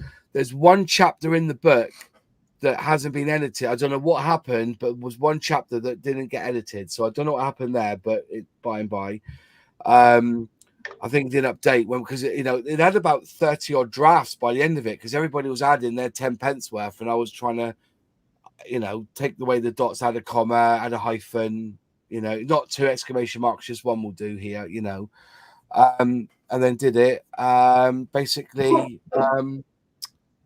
got it all back together. Then I got some software where I took pictures of bits in my room that made them into like drawings. They like transferred the picture to a drawing, added them in between each chapter, added an introduction and a back page. He designed the front page for me. And I used my 2022 meme that went viral, didn't it? That one there about the difference in scale modeling. And then he came back with that, and I loved it. And then it took about 3 days for Amazon to approve it. They didn't like, they got Pramjit's name in here, and they thought it was a bad spelling, and it kept rejecting it for that. I had to tell him, look, his name is Pramjit. That's how that's how you spell it. But it came back, there's no spelling mistakes. It came back with no spelling mistakes, which is good. And that was it then. Just put it up, made it, and then he'd done it for hardback, paperback, and Kindle. But we had to do it in stages. So it went out hardback first, then it went paperback, and then 2 weeks later, they allowed me to do a Kindle version of it. So, yeah, it was good. It was it's an experience, and honestly, I recommend anyone, if you've got a story to share, put it in a book. I've got a friend who went to Afghanistan, who's written a book about his time out there. He's struggling at the moment to produce it or get it sorted because he's got to ask the people directly and say, do you mind me putting a story in my book of us in my time? So I just said to him, just change the name, because it takes away the emphasis on what that story is about then if you just keep changing names.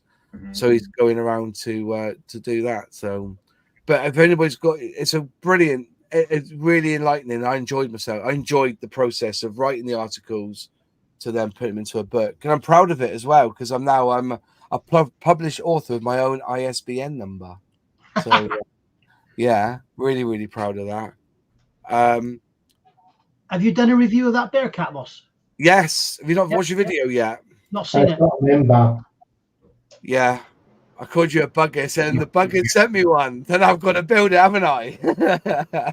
You don't. I've done a review.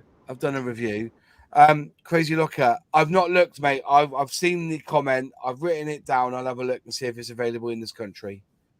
Julian says, I didn't read your book in the bathroom, Moz, as I didn't want to drop my Kindle in the bog when I laughed. Fair play. Moz, do you know if Airfix have plans to do an F-14 Top Gun kit? They've got one. They've got an F-14 kit. It's already out there. And it's on discount in a lot of places because it never sold. No. So they've already got one. I think I've got one here somewhere. Is it an old tool? Yeah, it's old. The old, Yeah. 14, yeah. 1969, is it? 1970 tooling? 70 something, yeah. Yeah. Oh dear. Yeah, it's an old tooling. Yeah, it's an old. They did the old Skyhawk as well, didn't they? In colours. Yeah, they used the MiG as well. Yeah. So yeah, but they do one in 172. They do. Sligo's on about 148. Oh, I don't know. You'd have to ask them, but I doubt it now because it's the licensing agreement. I think they only did it for that because they had a tooling that didn't cost them a penny to make. That's why they done it. The Mustang's pretty good, to be fair. They done the Mustang, Maverick's Mustang. That's in a box kit with all the labels on and everything. So if you want to build that, you can. So, I just want to, Sluggo's asking the question, F-14 Tomcat in 148 scale. If you want to build it with the wings back, you're not interested in having all the flaps down, go for the Tamiya kit. yeah. If you like with the wings open and all the flaps hanging out when they look really lovely about to take off, go for the AMK.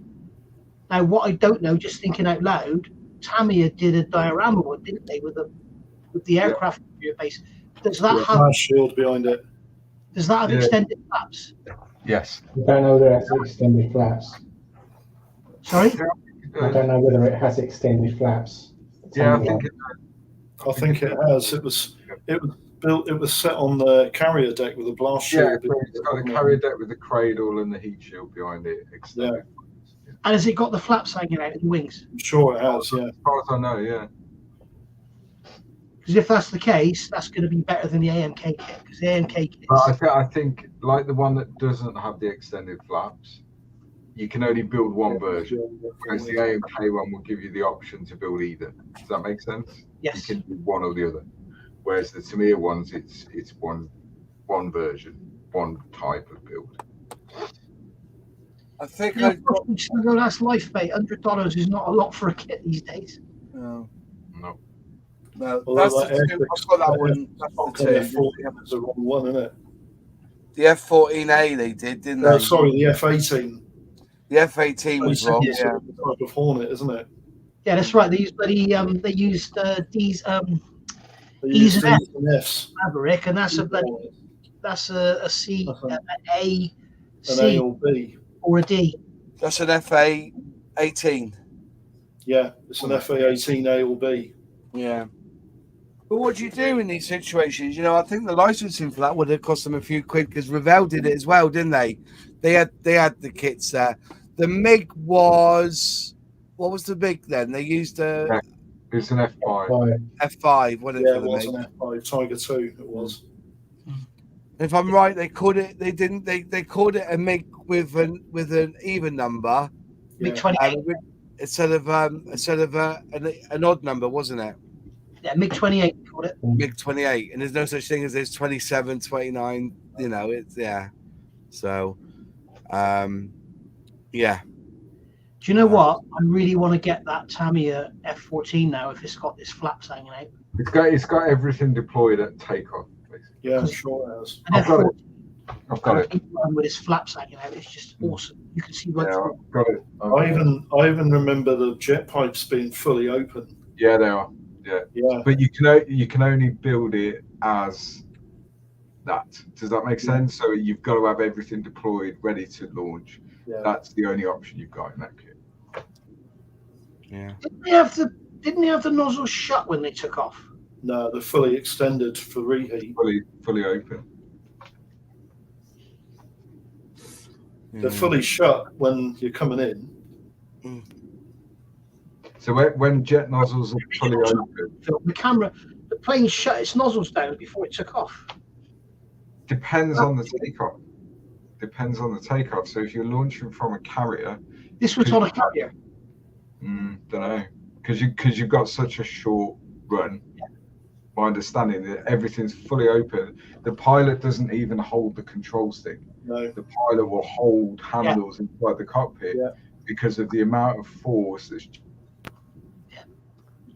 They reckon if he's got his hands on the stick, The pilot will then take control of G-force it. will cause the aircraft to stall.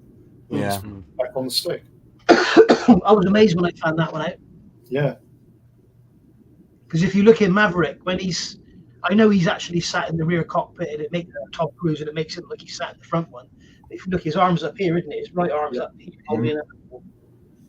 And yeah. They all do that.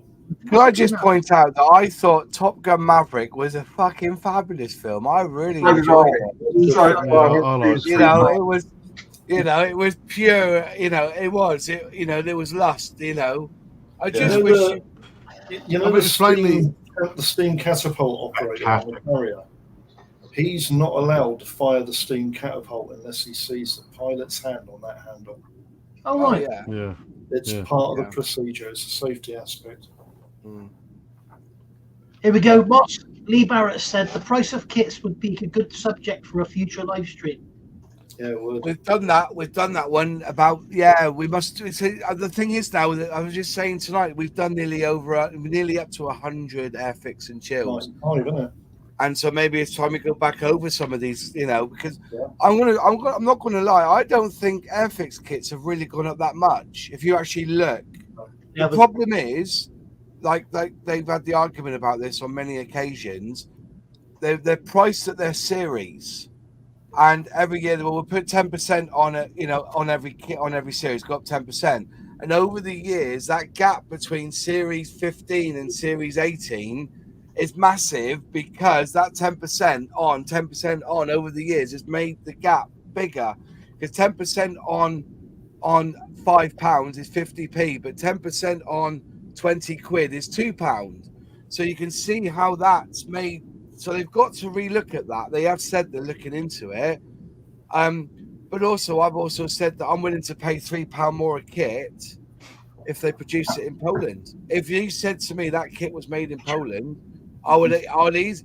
It's not about the bean counters anymore. It's, and I cannot, and I've said this, I love Airfix and I love their new tooling. I think their new tooling's fine. But when I build something and I have an issue, or there's something missing, or there's something bent or something, that is not Airfix's issue. That is a Hornby issue, counting the beans and wanting it done as cheaply as they can in India. And that's the piss take. Because I really do believe if they drag all that tooling from them, because they don't give a shit, because I keep saying this company does Nerf guns for big companies. I've never seen a fucking short shot on a Nerf gun. I've never seen a warped piece of plastic on a Nerf gun, but I'm seeing it. They don't care. This Lifeboat, they've gone back to these 1960s screws instead of having a square frame. And you've got things like these railings. And you've got 3 or 4 screws all chucked in a bag, all sliding around together. 4 of my parts, I thought it was only 2, but it was actually 4 of my parts were broken. Yeah, I had a bit broke. Parts like this, and they're all sliding. I mean, what? I don't want to slag Airfix. I don't think it's an Airfix decision. I think it's a Hornby decision. That's basically it. Yeah. Just something interesting to add. We're talking about the price of kits, right? How much is a Series 1 Airfix kit now, Moss? $6.99. Right. In 1970, they were 20p. Yeah. On average, they double in price every 10 years. So it should be £7 in 2020. There you go. October 78. I've got all the prices here of every kit they manufactured at retail. Yeah. So, Series 1 was 40p. There you go. And you buy a dozen for £2.95. So if you can see that, there you go. Here's one for you then. Let's look at the Series 1 aircraft. They're JU-87 Fokker, JU-87B would have been 40p retail. And then, so it's, But in 1970, when I was buying Series 1 kits, they were 19.5 pence on the bags. If you double that up every 10 years, in 2020, they were £7. Where's that? Oh, yeah. Where's that one now? Where is it? Because they've got all these here. The 1/32nd scale armoured vehicles were all under Series 8. So you had this is 1/32nd, mind, right? Not 1/35th. This is 1978. Crusader tank, the Dodge command car, the Dodge weapons carrier, the personal carrier, the M3 Lee tank, the Bedford QL gun portee, and the field gun tractor was Series 8. Series 8 would have been £2.65. There you go. So, Series 8 in the 1/24th scale Stuka would have been £9.25 in 1978. Yeah. £100 now. And then what they got it released for now? 100 quid. 80 quid? Isn't it 100? £99. Yeah. I think. Or 97.99 or something like that. Here you go. Series 20 was also that. So Series 20. Oh, tell a lie. Sorry, I tell a lie. Series 18 was £7.99 back in 78. If you wanted the Bentley, that big Bentley. Series 20, wasn't it? Yeah, Series 20, that would have been £9.25. Yeah. So, yeah.